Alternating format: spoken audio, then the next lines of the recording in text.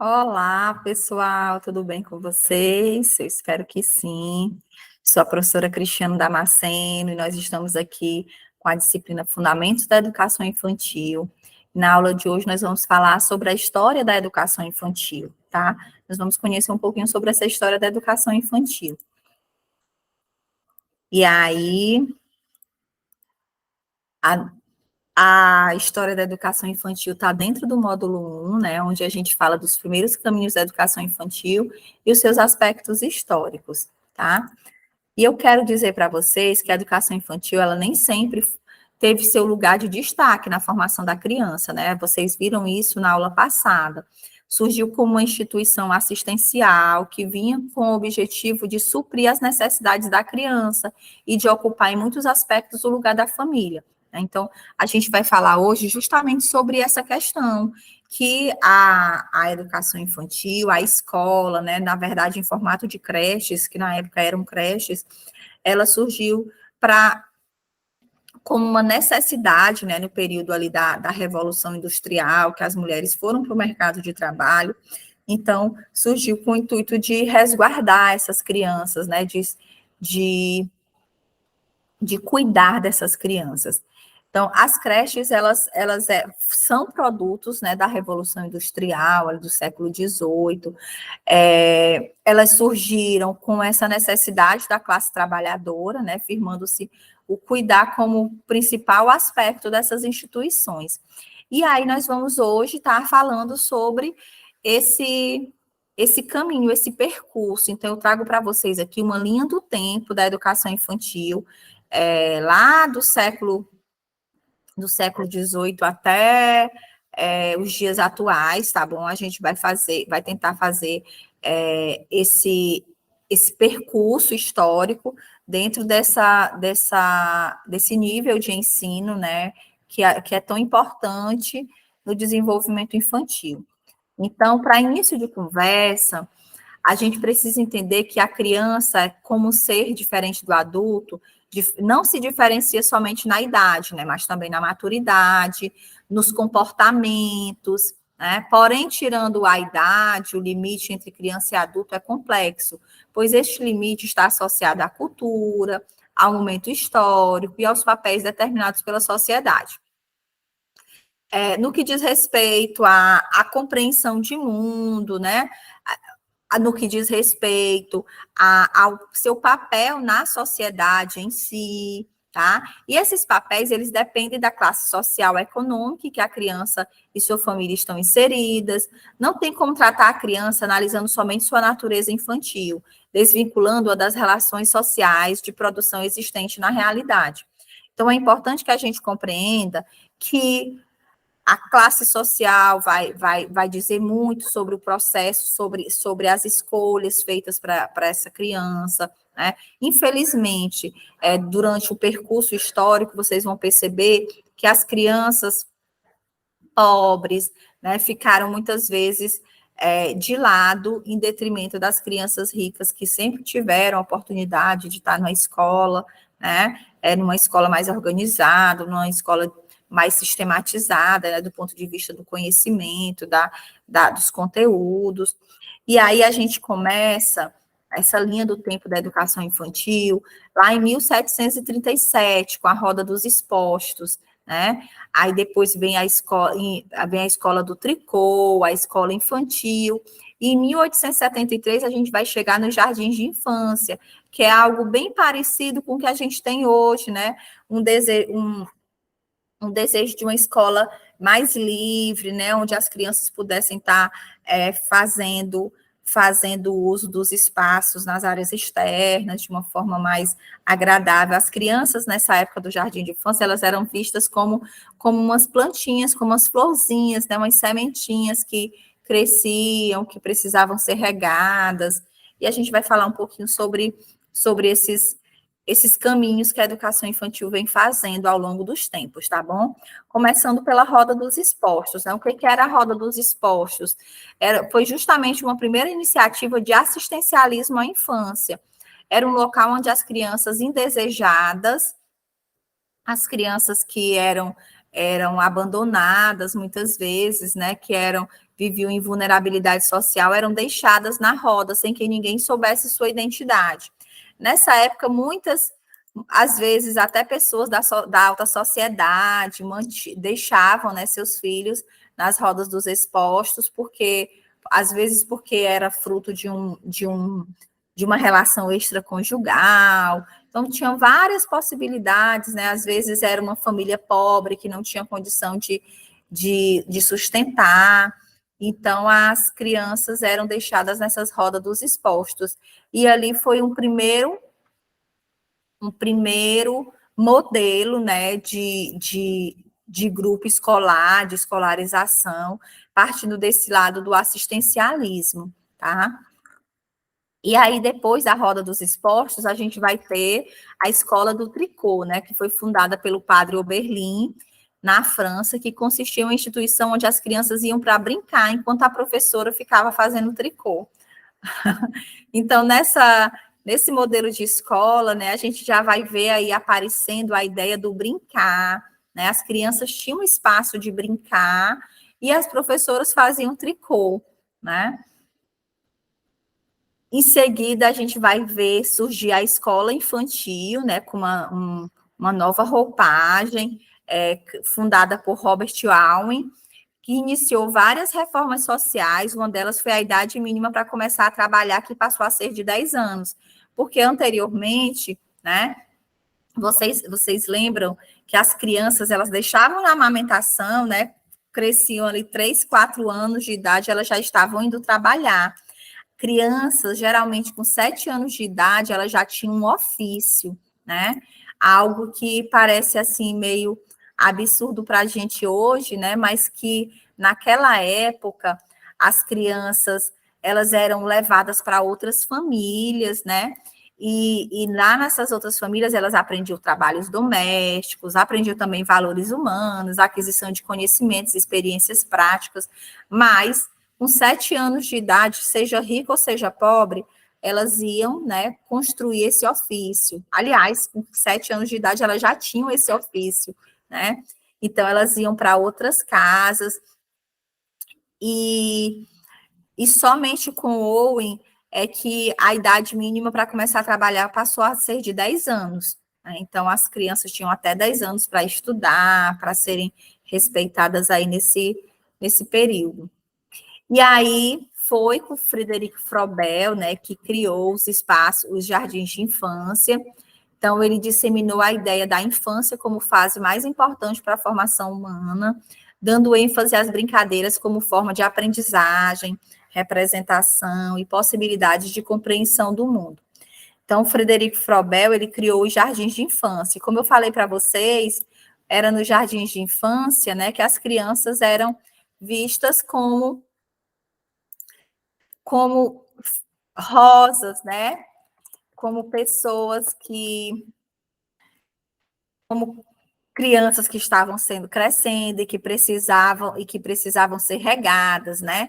Então, esses espaços, esses kindergarten, né, que foram criados, que eram jardins de infância pelo Frobel, eles tinham a ideia de que a criança é uma florzinha e que precisa ser cultivada.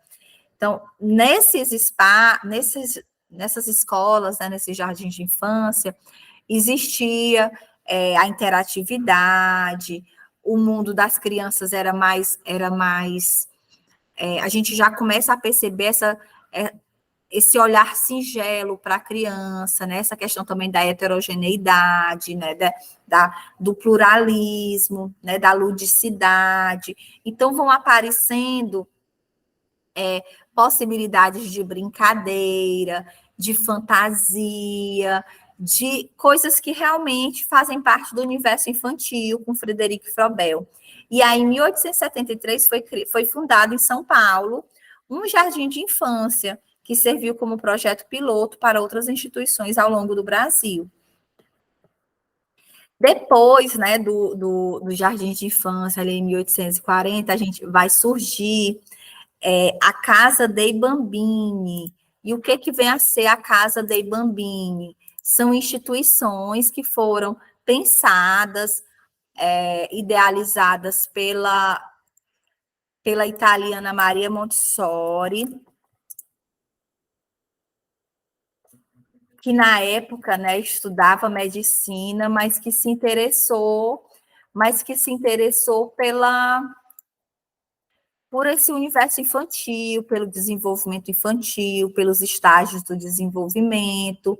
Então, ela criou um espaço cheio de materiais, ela valorizou muito o ambiente, né, da escola, ela criou como se fosse uma casa mesmo, né? Fosse uma casa onde tem espaços da cozinha, né? Do quarto, da lavanderia, e através das atividades de casa, as crianças se desenvolviam, né? As crianças, elas desenvolviam as habilidades psicomotoras, cognitivas, e essa casa dei Bambini, após essa casa dei Bambini, né, ali no início do século XX, a gente vai ter nos anos 30 um pouco de os movimentos sociais encabeçados por Mário de Andrade, depois nos anos 40 a Era Vargas, mas a gente vai falar agora, né, sobre a Casa dei Bambini. A educação da criança pequena, ela passa do domínio privado para o público, né, no início do século XX. O Estado começa a se preocupar com a criança e organiza o primeiro Congresso de Proteção à Infância. E aí destacam-se, né, nesse congresso, duas importantes instituições.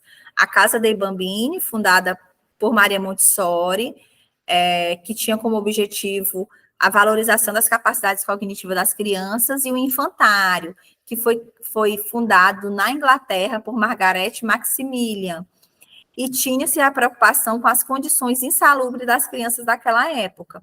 Sua proposta era voltada para a criação e a imaginação, né? Então, a gente vai ter dois modelos, né, no início do século XX, surgindo na Europa, que vão ser modelos de educação infantil para todo o mundo, né? Tanto o infantário, que ainda são utilizados até hoje, como as casas dei Bambini, que é Maria Montessori, né? A fachada da primeira casa dei Bambini, na Itália. E aí, nos anos 30, a gente está mergulhado no Brasil. Mário de Andrade, o escritor, assume a direção do Departamento de Cultura e começa a estruturar os parques infantis, que ofereciam atividades para crianças de 3 a 6 anos de idade e de 7 a 12 anos, fora do horário escolar. Olha que interessante, já na década de 30, né, no século 20, já existia, né, junto com o Mário de Andrade, que tanto lutou pela arte, pela literatura, pela educação, né, também lutou pela educação infantil, né? Então, é interessante a gente perceber essa valorização ali na década de 30, essa preocupação com o bem-estar social, né, das crianças. Então,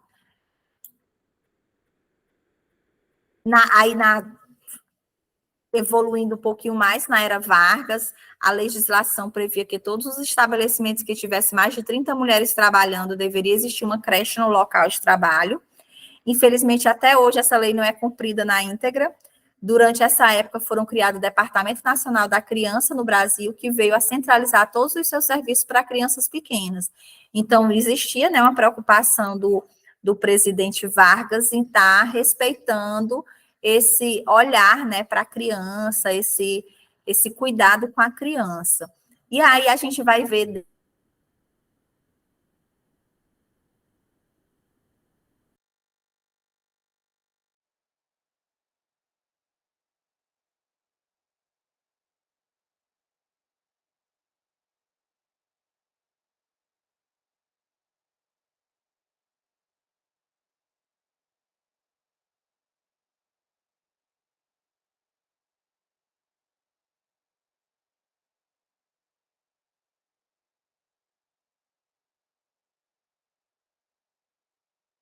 influências do higienismo, né?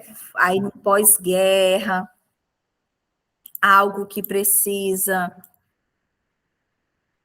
que precisa de cuidado, né?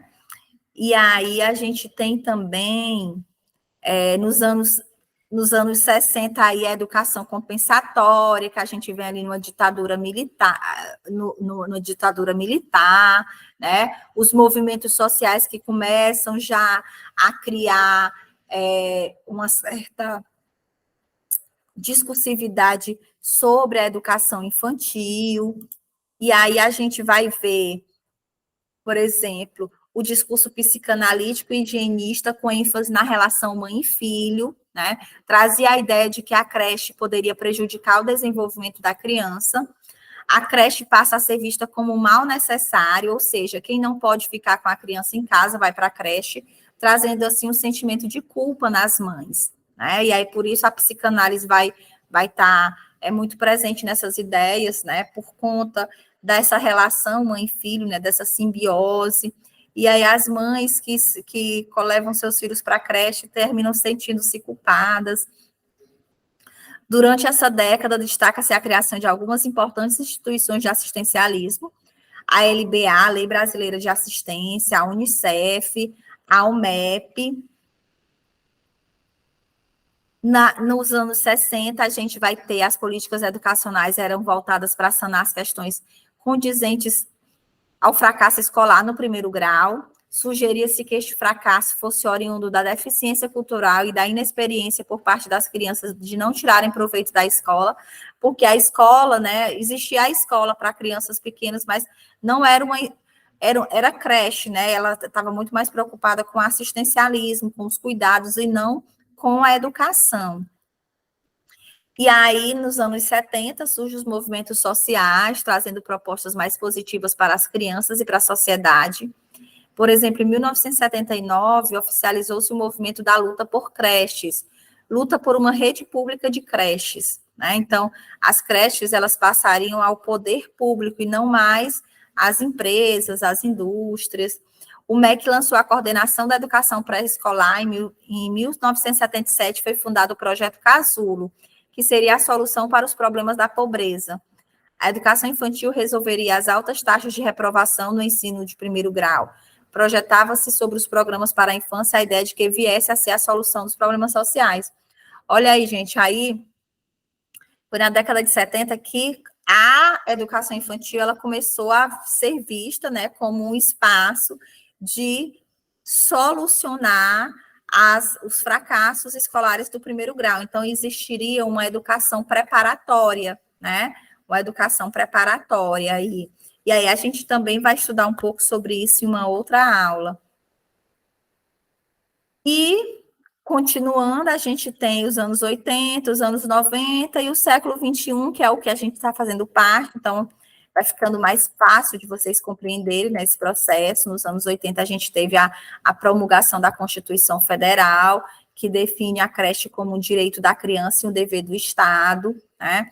E depois a gente vai ter, nos anos 90, a criação do ECA, né, que é o Estatuto da Criança e do Adolescente, da LDB, que é a Lei de Diretrizes e Bases, que, junto com a perspectiva da Constituição Federal, vai determinar a educação infantil como a primeira etapa da educação básica, né, e que a educação infantil ela é um direito da criança, ela é opção da família e é dever do Estado. Somente em 2013, a educação infantil vai passar a ser obrigatória a partir de 4 anos de idade, tá bom?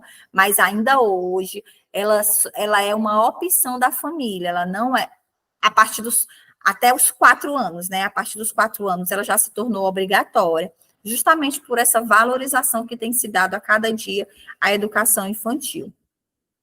E aí a gente chega no século XXI, nessa era tecnológica, percebemos uma nova tendência para as políticas de atendimento à infância, não mais marcada pelo assistencialismo, mas pela inovação tecnológica. É evidente, assim, que o acesso a essas novas tecnologias da informação e comunicação estão mais presentes na realidade das nossas crianças. A gente vê isso nas nossas casas, né? Quando a gente sai para um parque, para um shopping, para uma loja, sempre tem uma criança ali ligada no computador, no telefone, e isso Tem o seu lado bom, né? Tem o seu lado positivo, porque essas crianças são nativos digitais, né? Eles estão dentro, imersos nesse mundo da tecnologia, mas a gente sabe que precisa ter um equilíbrio, né? E aí a gente chega ao final da nossa aula de hoje, fazendo esse percurso, né, por toda a educação infantil, desde a roda dos expostos, quando as crianças elas eram deixadas, né, as crianças pobres elas eram deixadas nessas rodas dos expostos, justamente com esse olhar assistencialista, e que depois a gente vai ter uma evolução dessa creche, né, passando pelas casas de Bambini, pelos infantários, né, os jardins de infância, e aí chegando até nos dias de hoje, por exemplo, com a institucionalização, né, do direito da criança em ter a educação infantil, lá na Constituição Federal de 88, no Estatuto da Criança e do Adolescente, as políticas públicas que vêm sendo criadas, né, a favor da infância no âmbito brasileiro, as leis de diretrizes e base também, que foram muito importantes, né, e que tornaram a educação infantil a primeira etapa da educação básica, e onde a educação infantil ganhou a dimensão mais ampla dentro do sistema educacional, né, deixando de ser só um espaço de cuidado, mas também sendo esse espaço de educação, tá?